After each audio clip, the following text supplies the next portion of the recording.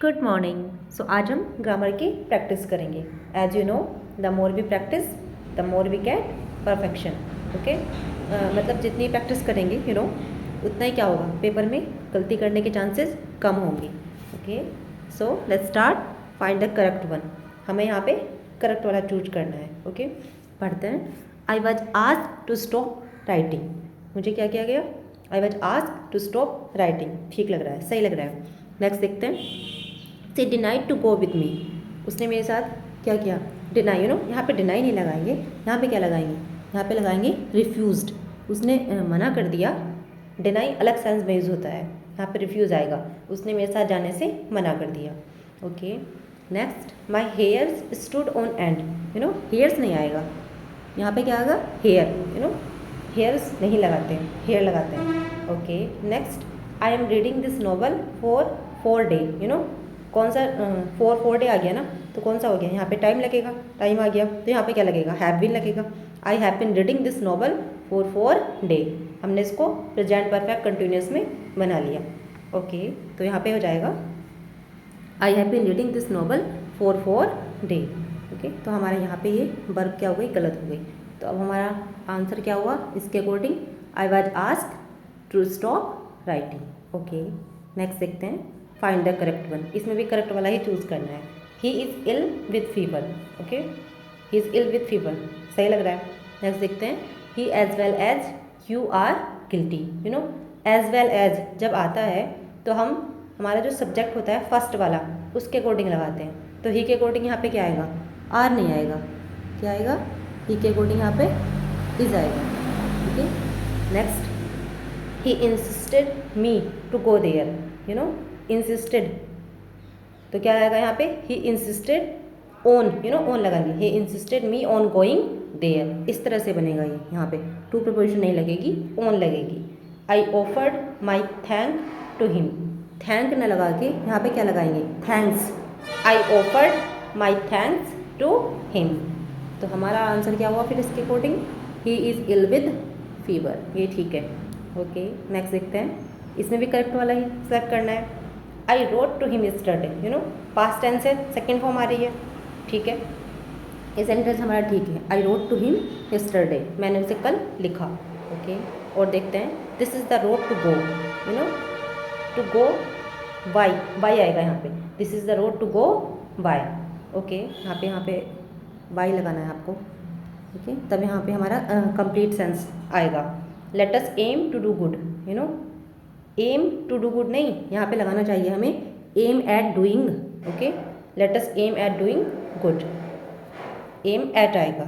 Take down this address in your copy. यहाँ पे copy नहीं लगा के हमें क्या लगाना है? Notebook. Take down this address in your notebook.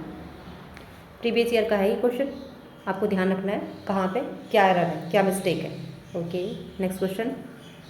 He complained, उसने कंप्लेन की। कंप्लेन किससे करते हैं? Complain to the principal. उसने प्रिंसिपल से कंप्लेंट की। और यहाँ पे बीच में स्पेस है, स्पेस दिया नहीं गया, वो टाइपिंग की वजह से हो गया। He complain to the principal against the peon. जब हम कंप्लेन करते हैं तो किसी के अगेंस्ट करते हैं। तो he complain to the principal against the peon of his carelessness. किसकी? उसकी लापरवाही की। तो हमारा आंसर क्या हुआ फिर इसके according? He complain to principal against the peon of his carelessness. Okay, next. She was disgusted. वो डिस्गस्ट हो गई थी। द इंटीरियर डेकोरेटर, जो इंटीरियर डेकोरेटर था, as well as the decoration, उससे उसे क्या हुई थी? डिस्गस्टेड हो गई थी वो। तो क्या लगाएंगे यहाँ पे? She is disgusted with. यहाँ पे क्या जाएगा? With the interior decorator as well as at the decoration. Okay, तो इसके अकॉर्डिंग हमारा आंसर क्या हुआ? Option number C. ये क्वेश्चन भी प्रीवियस ईयर का है। ओके, आपको ध्यान रखना है प्रिपोजिशन कहाँ कैसे लगेगी। She was disgusted with the interior decorator as well as at the decoration, मतलब डेकोरेशन पे भी और इंटीरियर डेकोरेटर दोनों से वो डिस्गस्ट हो गई थी। Okay, next question. He quarrelled, वो झगड़ा। किससे झगड़ा? विद हिज ब्रदर, अपने भाई से। किस पे झगड़ा? The use of mathematical set, उसने जो उसका मैथमेटिकल सेट था वो यूज कर लिया था, तो अपने भाई से झगड़ा कि quarrel with his brother at the use of the mathematical set, उसके मैथमेटिकल सेट के यूज़ पे। Okay, next question, observance, observance rules will help you getting entry there, तो क्या आएगा? ऑब्जर्वेशन ऑफ रूल्स, जो अगर आप रूल्स का क्या करोगे, ऑब्जर्व करोगे, तो वो तुम्हें हेल्प करेगा क्या करने में? इन गेटिंग एंट्री देयर, वहाँ एंट्री लेने में। तो इसके अकॉर्डिंग हमारा आंसर क्या हो जाएगा? Observation of rules will help you in getting entry there. Okay, next, both the girls are suffering, दोनों लड़कियाँ कर रही थी, सफ़र कर रही थी। वन, अब बताओ, फीवर आया है, फीवर के साथ क्या आएगा? From, one from fever, and the other दूसरी किससे कर रही थी? हर फोलीज, अपनी मूर्खता से। तो यहाँ पे क्या जाएगा? Other for her follies. तो यहाँ इसके अकॉर्डिंग हमारा आंसर हो गया option number D, both the girls are suffering, one from fever and the other for her follies. Okay, just a second. Next question. Instead of firing the thief, the police fired the mob. चोर पे firing करने की बजाय police ने किस पे, जो mob थी, भीड़ थी, उस पर फायर किया। अब बताओ आपके अकॉर्डिंग क्या होगा? Instead of firing at the thief, thief पे फायरिंग करने की बजाय police fired upon the mob, किस पे उसने फायर किया? मोब पे फायर किया। ओके, नेक्स्ट, जितनी हम रीडिंग करते हैं उतना ज़्यादा हम इसको परफेक्शन से कर लेते हैं। जब हम रीडिंग करते हैं तो हमारा एक सेंस बन जाता है कि यहाँ पे ये आएगा। नेक्स्ट, ही इज़ वर्किंग, वो काम कर रही है, काम कर रहा है, at snail pace and would not be able finish his work in time. वो कैसे काम कर रहा है? Snail pace. स्नेल पेस का मतलब क्या होता है? मतलब बहुत ज़्यादा चीज़ें स्लो वे में करना, to do things very slowly. वो काम कर रही है, बहुत ज़्यादा काम कर रहा है, बहुत स्लो, और वो क्या नहीं कर पाएगा? अपना काम टाइम पर फिनिश नहीं कर पाएगा। ये एक वो है, फ्रेज है, जिसका मतलब होता है एट स्नेल पेस, का मतलब होता है to do things very slowly. Okay, next question, the prime minister to visit the hospital tomorrow. अब आप बताओ क्या वर्ब आएगी यहाँ पे? बिल तो आएगा नहीं ओबियसली, क्योंकि बिल अपने साथ क्या लेता है? फर्स्ट फॉर्म लेता है वर्ब की, और यहाँ पे हमारा क्या रखा है? टू विजिट आ रखा है, तो यहाँ बिल नहीं आएगा ऑब्वियसली। मस्ट भी नहीं आएगा, मस्ट भी क्या लेता है? फर्स्ट वर्ब लेता है, मॉडल वर्ब है ना मस्ट, तो यहाँ इसके साथ वर्ब की फर्स्ट फॉर्म आनी थी, वो नहीं आएगा। हैव क्यों नहीं आएगा? क्योंकि प्राइम मिनिस्टर तो सिंगलर हुआ ना, प्राइम मिनिस्टर तो एक ही होते हैं, तो सिंगलर हुआ, तो हैव नहीं आएगा। तो फिर हमारा क्या आ जाएगा यहाँ पे?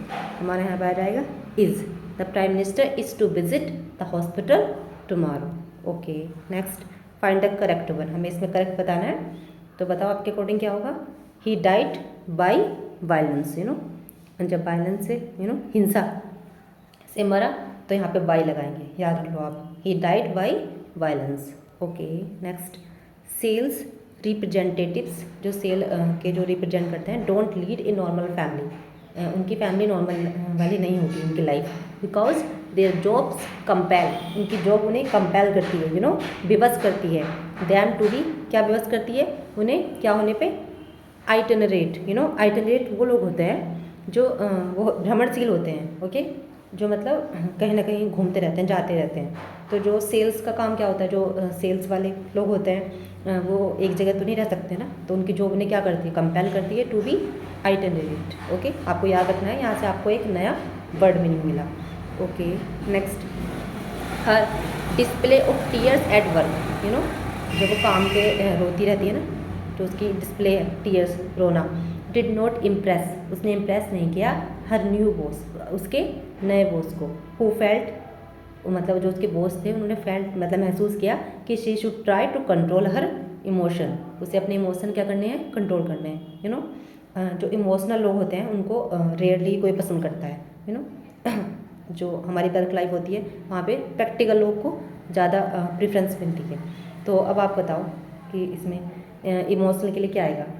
जो उसका इमोशनल का जो वर्ड है वो है मॉडलिंग, मॉडल बोलते हैं जो लोग सेंटिमेंटल होते हैं, इमोशनल होते हैं। तो जो उसकी मॉडलिंग डिस्प्ले थी ना टीयर्स की, उसने इम्प्रेस नहीं किया उसके नए बॉस को। Okay, next, being a philanthropist, philanthropist क्या होते हैं, परोपकारी। परोपकारी हो मतलब था वो, इसलिए इसने क्या किया, ही दिस इंस्टीट्यूशन, उसने क्या किया, ही फाउंडेड। फाउंडेड मीन्स होता है किसी चीज़ की क्या करना, स्थापना करना। आप कंफ्यूज हो सकते हो फाउंड से। फाउंड फाउंड क्या होता है, FOUND फाउंड होता है सेकंड फॉर्म किसकी, फाइंड की। फाइंड मीन्स मिलना, फाइंड फाउंड फाउंड। तो यहाँ पे वो फाउंड नहीं आएगा क्योंकि उन्होंने इंस्टीट्यूट पाया नहीं है, उन्होंने इंस्टीट्यूट को क्या किया है, स्थापित किया है, क्योंकि वो क्या थे, एक परोपकारी थे। ओके, तो यहाँ पे आएगा founded. Okay, next, that much he has done. अब हमें यहाँ पे बताना है कौन सा पार्ट ऑफ स्पीच आएगा यहाँ पे, दैट का पार्ट ऑफ स्पीच बताना है। अब अगर आप इस सेंटेंस को ऐसे देखो, he has done that much, तब किसकी बात कर रहा है ये, डन। डन की बात कौन कर रहा है, मच। डन क्या है, वर्ब, तो वर्ब की बात कर रहा है मच, अधिक। तो फिर क्या हुआ यहाँ पे, एडवर्ब हुआ मच।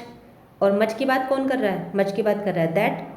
तो दैट एडवर्ब की बात, एडवर्ब को कौन, मतलब एडवर्ब की बात कौन करता है, एडवर्ब करता है। तो यहाँ पे क्या हो जाएगा हमारा, इसके अकॉर्डिंग एडवर्ब हो जाएगा, that much he has done. Okay, जैसे मैं आपको बताती हूँ कि डन की बात यहाँ कौन कर रहा है, मच कर रहा है। डन वर्ब है, तो वर्ब की क्वालिटी कौन बता रहा है, एडवर्ब बता रहा है। और एडवर्ब की क्वालिटी कौन बता रहा है, दैट बता रहा है। तो यहाँ पे दैट क्या हुआ, एडवर्ब हो गया। Okay, next, we had to pay the taxi more. हमें टैक्सी के लिए ज़्यादा पे करना पड़ेगा, बिकॉज ही ब्राउट, यहाँ पे बी नहीं है, आप इसको ठीक कर लेना, यहाँ पे ही है। ही ब्राउट अस, वो हमें लेके आया। यहाँ पे ये जस्ट मिस्टेक हो गई टाइप करने में। ही ब्राउट अस बाई ए, किससे लेके आया वो, सर्क्यूटस, चक्करदार वाले रूट, घुमा के लेके आया वो, कौन, टैक्सी वाला। तो सर्कुलर रूट से लाया है वो हमें, तो हमें क्या करना पड़ेगा, हमें ज़्यादा पे करना पड़ेगा उसको। Okay, next, I think they allow their children too much. वो अलाउ करते हैं अपने बच्चों को ज़्यादा, क्या बोलते हैं उसको, लैटिट्यूड। लैटिट्यूड वो होता है जब हमें ज़्यादा फ्रीडम मिलती है, freedom to work, to do something, कुछ करने की। तो मुझे ऐसा लगता है कि वे ज़्यादा अपने बच्चों को क्या देते हैं, लैटिट्यूड देते हैं, ज़्यादा फ्रीडम देते हैं किसी काम को करने की। Okay, he is a person after my own heart. एक फ्रेज है ये, आफ्टर माई ओन हार्ट, बिल्कुल एग्जैक्टली ऐसा जैसा किसी को क्या हो, पसंद हो। तो वो ऐसा व्यक्ति है, exactly to one's own liking. Okay, next, the doctor says that. Doctor कहता है कि patient has turn the corner. Turn the corner, हमें टर्न द कॉर्नर का मीनिंग बताना है। टर्न द कॉर्नर का मतलब ये भी एक फ्रेज है। तो डॉक्टर क्या कहते हैं कि पेशेंट ने क्या कर लिया है, पास्ट टर्न द कॉर्नर, यानी पास द क्राइसिस। वो जो उस पर क्राइसिस चल था ना, वो उससे गुजर चुका है, मतलब उससे निकल चुका है। Okay, next, people who don't their money carefully. आपने देखा होगा एक दो फ्रेजल वर्ब इस तरह के पेपर में आते ही हैं जहाँ पे ग्रामर पूछा जाता है। तो people who don't their money carefully soon come to grieve. जो लोग क्या नहीं करते, जो लोग लेआउट, लेआउट का मतलब क्या होता है, देयर मनी केयरफुली, लेआउट होता है वैसे मतलब डिप्लीट करना, वेस्ट करना। तो जो लोग अपनी मनी केयरफुली खर्च नहीं करते, वेस्ट करते हैं, स्पेंड नहीं करते, सून जल्दी वो किस में आ जाते हैं, दुख में आ जाते हैं। Okay, next, the rebels their arm. Rebel ने क्या किया, रिबेल किसे बोलते हैं, विद्रोही। विद्रोही ने अपनी आर्म्स खुद को क्या कर दिया, सरेंडर कर दिया, आर्म्स अपनी भुजाएं तो यहाँ पे क्या हो जाएगा, लेट डाउन। उसने लेट डाउन किस सेंस में लगाते हैं, जैसे कोई चीज़ अगर हमारे पास कुछ हो, वेपन वगैरह, उसको रख देते हैं, उसको सरेंडर कर देते हैं, टू पुट अवे, तो उस सेंस। तो rebels laid down their arms. Okay, next question, the fire brigade was twice yesterday. Fire brigade को क्या किया गया, कॉल्ड आउट। कॉल्ड आउट मतलब, कॉल्ड आउट का मतलब होता है समन, बुलाना किसी को, टू प्रोवाइड सर्विस, या फिर जब हमें किसी इमरजेंसी से डील करना होता है तब कॉल आउट लगाते हैं। तो फायर ब्रिगेड को 2 बार बुलाया गया कल। Okay, next question, idleness and luxury. जब हम ये इस तरह की फ्रेज याद करते हैं ना, called up, called for, call to, ये हम इसको ऐसे नहीं याद कर सकते। ऐसे तो हम भूल जाएंगे, कंफ्यूज हो जाएंगे, मीनिंग सब में थोड़ा थोड़ा चेंज होता है, स्लाइटली डिफरेंस होता है। लेकिन अगर हम इसको सेंटेंस में याद करें कि हम इसका प्रयोग कहाँ कर सकते हैं, कॉल्ड आउट का प्रयोग कहाँ पे हो रहा है, कॉल्ड फॉर का प्रयोग कहाँ पे हो रहा है, तो हम इसको याद रखेंगे कि फायर ब्रिगेड को बुलाया गया मतलब समन किया गया, तो यहाँ पे हम क्या लगाएंगे, कोल्ड आउट लगाएंगे।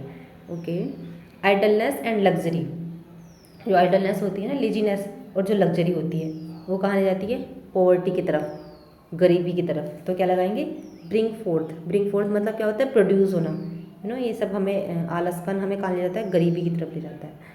Okay, our pooled resource will certainly us there this crisis, जो हमारे रिसोर्स है ना, स्रोत जो हमारे पास है, निश्चित रूप से वो क्या करेंगे, us the crisis, you know, carry through, वो हमें जो ये क्राइसिस है ना, इससे हम उससे कैरी थ्रू, हमें उसे निकाल के ले जाएगा, जो हमारे रिसोर्स हैं, निश्चित रूप से। Okay, next question, do you know, क्या तुम्हें पता है, why I avoid this man, मैं इस मैन को क्यों अवॉइड करता हूँ। He has a bee in bonnet, ये एक फ्रेजल वर्ब है, उसमें क्या है, उसके पास क्या है, बी इन बॉनेट, मतलब वो थोड़ा स्लाइटली क्रेजी है, यू नो, तो मैं इसलिए उसे क्या करता हूँ, अवॉइड करता हूँ। जस्ट अ सेकेंड यहाँ पे तो मैं उसे क्या करता हूँ, अवॉइड करता हूँ। तो बी इन वॉनेट, यू नो, जैसे कोई व्यक्ति होता है ना जो क्या करता है, keep talking about something again and again, you know, कुछ थोड़ा क्रेजी वे में यूज़ करता है।